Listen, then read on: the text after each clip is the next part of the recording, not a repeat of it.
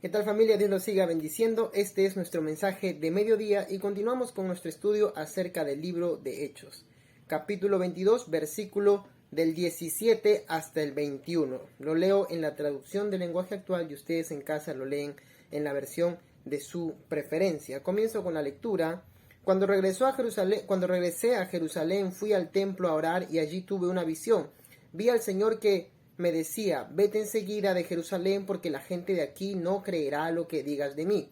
Yo contesté: Señor, esta gente sabe que yo iba a todas las sinagogas para atrapar a los que creían en ti, los llevaba a la cárcel, los maltrataba mucho. Cuando mataron a Esteban, yo estaba allí, estuve de acuerdo en que lo mataran porque hablaba acerca de ti. Hasta cuidé la ropa de los que lo mataron, pero el Señor Jesús me dijo: vete ya, pues voy a enviarte a países muy lejanos. Un texto muy pequeño, pero tiene un gran contenido.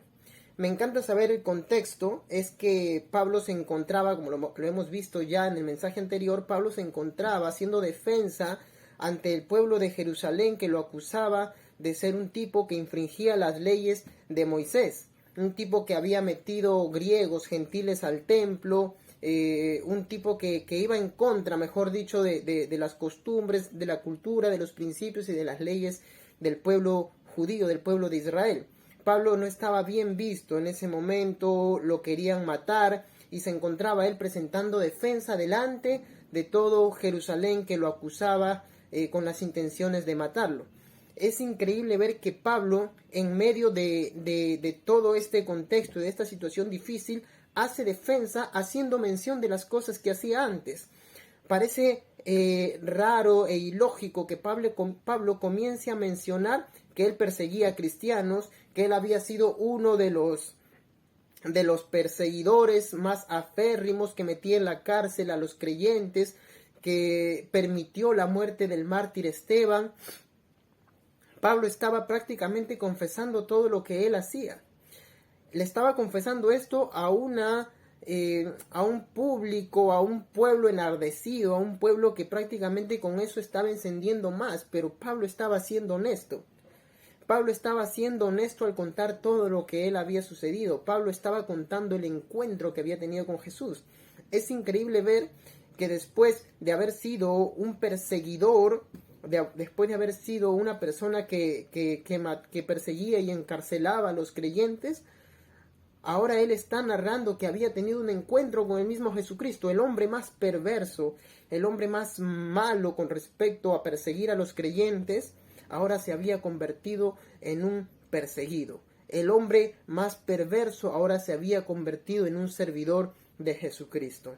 Es interesante ver lo que Pablo menciona aquí. Y es interesante ver porque a medida que Pablo comienza a contar todo esto y comienza a decir todo lo que él había hecho, se hace mucho más impresionante la obra que Cristo había hecho en la vida de Pablo.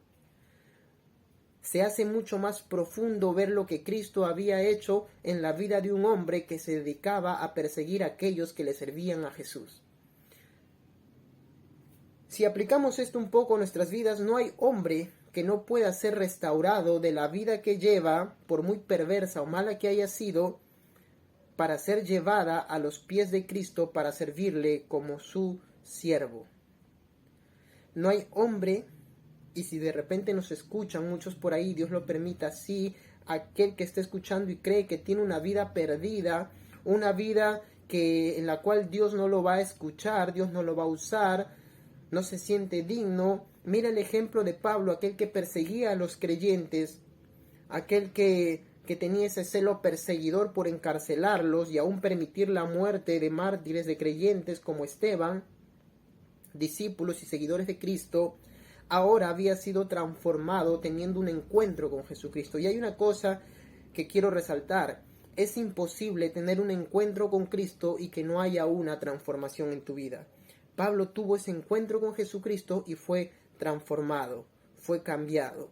Un hombre como Saulo, que era Saulo antes, fue transformado por el poder de Cristo y ahora es un seguidor. El perseguidor se convierte en un perseguido. Ahora Pablo estaba experimentando lo que muchos creyentes habían experimentado a manos de él. Pero él estaba siendo honesto ante su audiencia. Es impresionante también ver cómo termina el texto. El versículo 21 dice que Pablo hace mención de que Jesucristo lo había mandado ahora hacia otros países, hacia otras naciones, mejor dicho, a predicar el evangelio a los gentiles.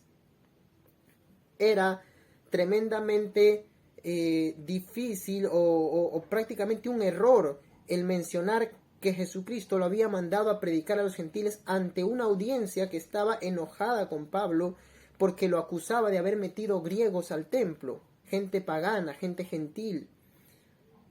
Una audiencia que lo acusaba de ser, de compartir con los gentiles y con los paganos. Ese conflicto nacionalista que había, porque los judíos son muy nacionalistas, ese conflicto que había con los gentiles, con los paganos. Ahora Pablo estaba mencionando que Cristo lo mandaba a predicar su evangelio a aquellos gentiles y a aquellos paganos. No me imagino cómo estaría esa audiencia, cómo estaría ese pueblo escuchando. Tal vez querían matar a Pablo ya, pero Pablo estaba siendo honesto, lo que muchos creyentes de hoy en día tal vez no tienen, la honestidad de ser totalmente transparentes para contar lo que Cristo ha hecho en sus vidas. Pablo es un ejemplo a seguir, como creyente y como cristiano, como predicador del evangelio sin barreras ni fronteras culturales. Pablo es el predicador también, el evangelista de los gentiles, de los paganos, como debemos ser también nosotros, transparente al exponer su discurso, sin temor a la muerte. Antes de esto, le habían dicho Pablo, si vas a Jerusalén te van a matar, y Pablo dijo, estoy dispuesto a morir por causa de Cristo, y aún más. Y ahí estaba ahora asumiendo las consecuencias de haber ido a Jerusalén, pero él estaba siendo honesto y transparente. Esto es lo que nosotros como creyentes debemos hacer. Predicar el evangelio con ese fervor, siendo honestos, transparentes y llevando la palabra a todo aquel que lo necesite, más allá de nuestros prejuicios culturales o de cualquier otro tipo. Reflexionemos en esto, miremos el ejemplo de Pablo, tengamos en cuenta también que aún el más perverso puede ser transformado. Y si te has equivocado en tu vida, definitivamente Dios tiene una oportunidad para ti. Este ha sido, familia, el mensaje de mediodía. Dios los siga bendiciendo.